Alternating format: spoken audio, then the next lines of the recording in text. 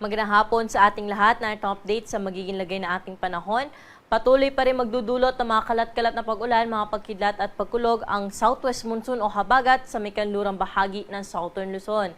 Lalo na po sa may Palawan area na kung saan ngayong hapon hanggang mamayang gabi ay inaasahan natin na makakaranas sila ng mga bugso-bugso mga pag-ulan dala ng habagat.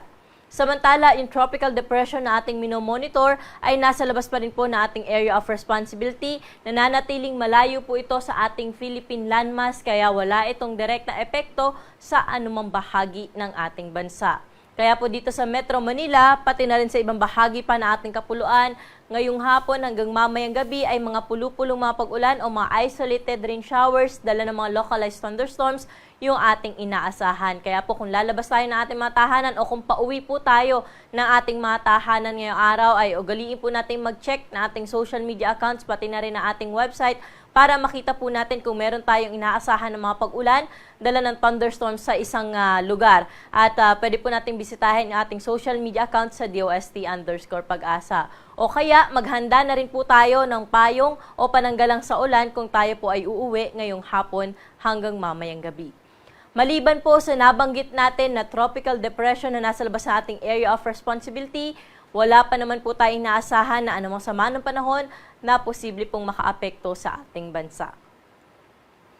Para sa magiging lagay na ating panahon bukas, dahil pa rin sa habagat, ang Palawan ay makakaranas pa rin ng mga scattered rains at thunderstorms. Pero dito po sa Metro Manila, pati na rin sa ibang bahagi pa ng Luzon, bukas, lalo na po sa umaga hanggang tanghali, ay maaliwalas na panahon ang ating inaasahan pero pagsapit ng hapon at gabi, expect pa rin po natin yung mga panandaliang buhos ng pag-ulan dala ng mga localized thunderstorm. Kaya magdala po tayo palagi ng pananggalang sa pag-ulan sa hapon at sa gabi. Temperatura natin bukas dito sa Metro Manila ay mula 25 to 33 degrees Celsius. Sa mga pupunta sa Tagaytay, 24 to 30 degrees Celsius. Sa mga akit naman sa Baguio City, 17 hanggang 25 degrees ang agwat ng temperatura.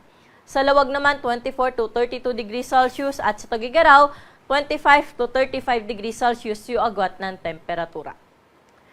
Dumako naman po tayo sa Calayan Islands at sa Puerto Princesa na kung saan nasa around 25 to 31 degrees Celsius yung agwat ng temperatura.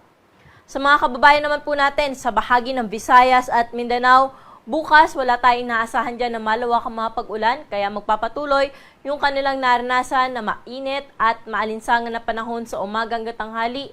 Hapon at gabi, expect pa rin po natin yung mga panandaliang buhos ng pag-ulan.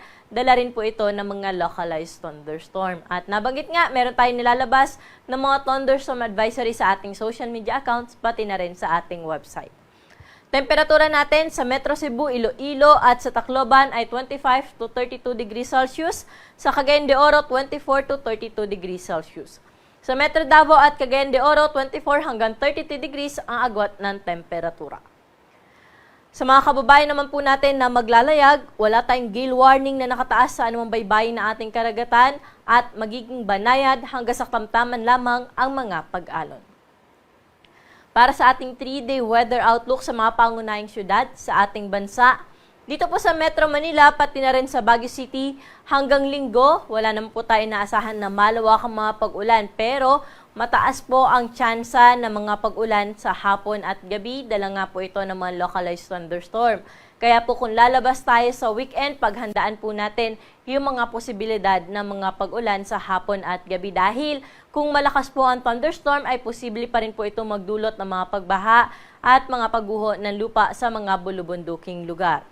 Sa Legazpi City, Friday hanggang Saturday, generally maaliwalas yung panahon nila. Pero pagdating po ng Linggo, meron tayong inaasahan na posibleng sama ng panahon na kung saan yung trough o yung extension po nitong posibleng maging isang low pressure area ay umabot po sa may bahagi ng Legazpi City o sa may Bicol region area. Kaya po, i-monitor po natin itong mga susunod na araw o early next week dahil nga may posibilidad po tayo na mabuo na isang low pressure area na kung saan posible magdulot ng mga pag-ulan lalo na sa eastern section ng Southern Luzon, Visayas at Mindanao. Kaya po kung makikita po natin dito sa Tacloban, by Saturday hanggang Sunday ay pino-forecast na po natin na makakaranas sila ng mga scattered rains at thunderstorms dahil nga yan, dun sa nabanggit na posibilidad ng trough ng isang low pressure area. Pero hanggang Biyernes hanggang Sabado po, no, generally, etong Metro Cebu at Tacloban, or etong Iloilo City, ay generally maaliwalas pa yung panahon. Pero pagdating ng Linggo, halos buong Visayas na po, ay makakaranas ng maulan na panahon. Kaya po paghandaan natin itong mga posibilidad ng mga pag-ulan by early next week. Ganon din po sa Metro Davao na kung saan by Saturday hanggang Sunday, inaasahan natin na makakaranas po ito ng maulap na kalangitan na may kalat-kalat ng pag-ulan, mga pagkidlat at pagkulog. Pero ang Cagayan de Oro at Zamboanga City ay hindi naman po natin inaasahan na apektado ng posibleng trough na isang low pressure area. Kaya po, generally fair weather condition na asahan natin dyan for the next 3 days. Pero paghandaan pa rin natin yung mga chances ng thunderstorm sa hapon at sa gabi. At dito po sa Metro Manila, ang araw natin ay lulubog sa 6:29 ng gabi at muli itong sisikat bukas po ng 5:29 ng umaga. Para sa karagdagang impormasyon ukol sa lagay na ating panahon, mangyaring i-like at i-follow kami sa aming social media accounts sa DOST_Pag-asa at bisitahin ang aming website sa pag-asa.dost.gov.ph. At yan lamang po yung latest dito sa Weather Forecasting Center. Ako po si Ana Cloren Horda. Magandang hapon po.